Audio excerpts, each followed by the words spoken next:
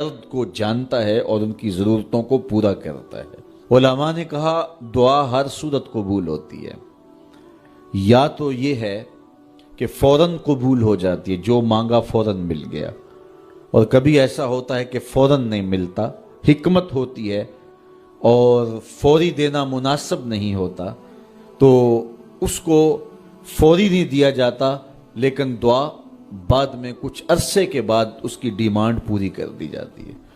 اور کبھی ایسا ہوتا ہے نہ فوری دیا جاتا ہے نہ بدیر دیا جاتا ہے، اس دعا کو ذخیرہ کر لیا جاتا ہے اور حشر کے دن اس کا بدلہ دیا جائے گا۔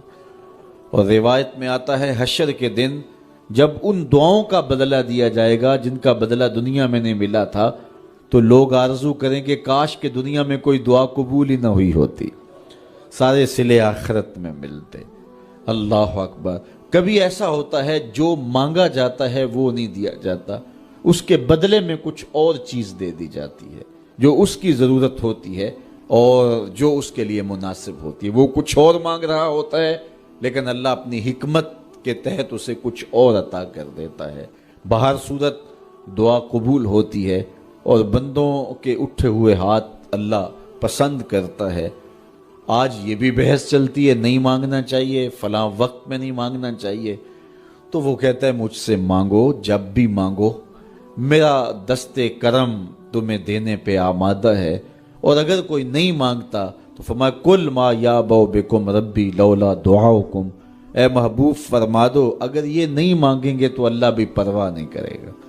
مانگنا تمہاری ضرورت ہے، اگر تم مانگتے رہو گے تمہاری جھولیاں بھرتا رہے گا، اور اگر تمہیں اسے نہیں پکارو گے تو وہ بھی تمہاری پرواہ نہیں کرے گا۔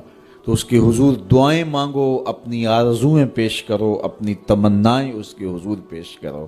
اچھا دنیا داروں سے مانگیں تو اپنے لیے مانگتے ہیں، لیکن اللہ سے مانگو تو اپنے لیے بھی مانگو، اوروں کے لیے بھی مانگو۔ وہ کریم ہے، وہ دیتا ہے اور خوش ہو کے دیتا ہے، تو اس سے مانگو، اس سے جھولی پھیلاؤ۔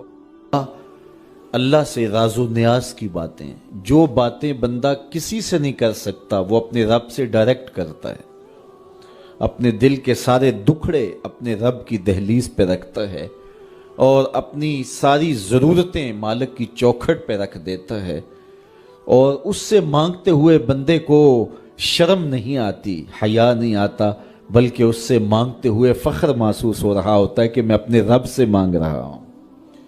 کسی اور سے مانگیں تو جھجک لگتی ہے، لیکن مالک سے مانگیں تو اپنائیت کا احساس ہوتا ہے کہ میں اس سے مانگ رہا ہوں، اس لیے کہ وہ ہمارا رب لگتا ہے، ہمارا اس سے ربط کتنا گہرا ہے۔ مسجد نبوی کا ایک کونا تھا اور ایک بندہ وہاں بیٹھ کے دعا مانگ رہا تھا۔ اس کے دعا کے لفظوں پہ غور کیجئے، اے اللہ میں تجھ سے اس لیے مانگتا ہوں کہ تو میرا اللہ ہے، تیرے علاوہ میرا ہے بھی تو کوئی نہیں۔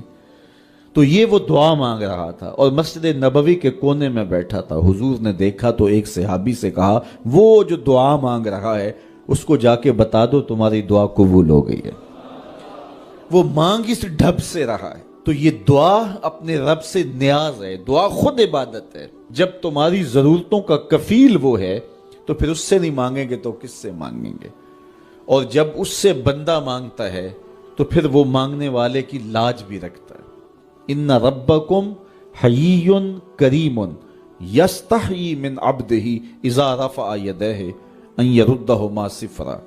تمہارا رب حیا کرنے والا کریم ہے، جب بندے اس کے سامنے ہاتھ پھیلا کے دعا مانگتے ہیں اللہ فرماتا ہے مجھے شرم آتی ہے ان کے اٹھے ہوئے ہاتھ خالی کیسے موڑوں۔